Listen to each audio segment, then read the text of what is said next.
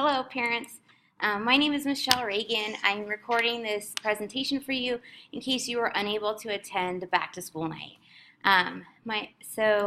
Our course of study this semester, first semester will be the sacraments of the Catholic Church, their development over time and the graces they bestow upon us.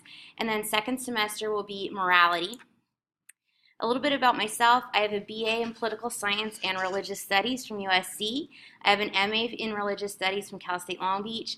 I have a Leading Ed certificate in online education from the Orange County Department of Education. And I have a professional catechist certificate from the Diocese of Orange. I've been teaching in the Diocese of Orange for over 10 years, but last year I left there to come to the Archdiocese and teach at St. Anthony, and I really love it here. I was also a youth minister for 4 years and a confirmation director at St. Anne's Church in Seal Beach. And I have a picture of my daughters here. I want you to know that I'm not just a Catholic school teacher, I'm also a Catholic school parent. So I understand the sacrifices you make to send your kids to this school, and I want you to know that I understand you and I'm in the same boat with you. This is just a little bit about my teaching philosophy. Religion is an academic class. It's not youth group. However, it's a little bit differently. When we study religion, we have to study with our heads, our hearts, and our hands. So first we ask with our head, our intellect, what does the Catholic Church teach and why? And once we come to an understanding of church teachings, we then take that to our heart and soul. We ask, how can the church teachings help me to have a better relationship with Jesus Christ? And once we've integrated these teachings into our head and our soul, we're motivated to go out and live those teachings and build the kingdom of God with our hands. Because at the end of the day, it doesn't matter if we can just recite the facts of our faith if we're not living it through a culture of Christian service. Coursework, what will your students be doing in class? The students get to lead prayer every day in their prayer families so that the spirituality of the class is driven by them and not just me. We will do reflection and discussion. Sometimes we even do meditation with Lectio Divina. It's important to know that second semester with morality, we have to talk about some difficult topics, such as the church's teaching on things like sexual morality, the church's teachings on in vitro fertilization. So we will be discussing some difficult topics, so be aware that that's going to be coming up next semester. And if you ever have any questions, if your student says something that you don't think sounds right that they learned in class, just contact me. They're going to do a lot of collaborative projects. You could see from these pictures, this was their first week of class. They were already working on a family video project. I try to do mix up the lecture with hands-on projects because it's hard to sit still for 90 minutes. And the most of their work will be done in class. I will expect them to take notes on lecture, and I'll give them formative assessments throughout the week to gauge their understanding of the concepts discussed in class.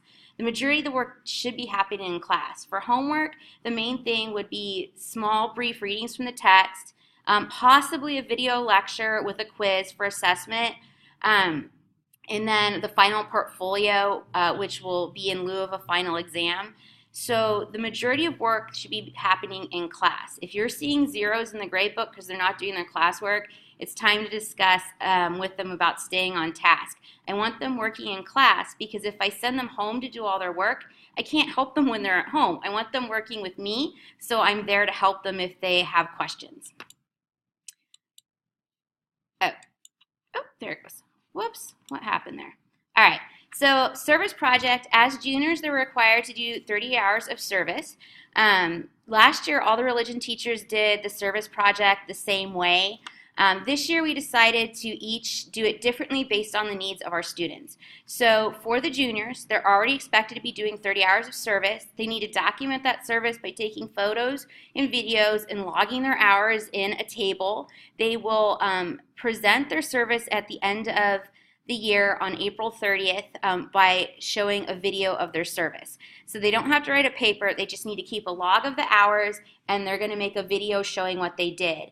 If your student is working at the same organization as another student, they can make their video together. They would still turn in separate hours, but they can turn in, do the video as a pair, so that rather than having like 10 videos of students serving at an animal shelter, I would only have 5. If you have any questions about that, let me know.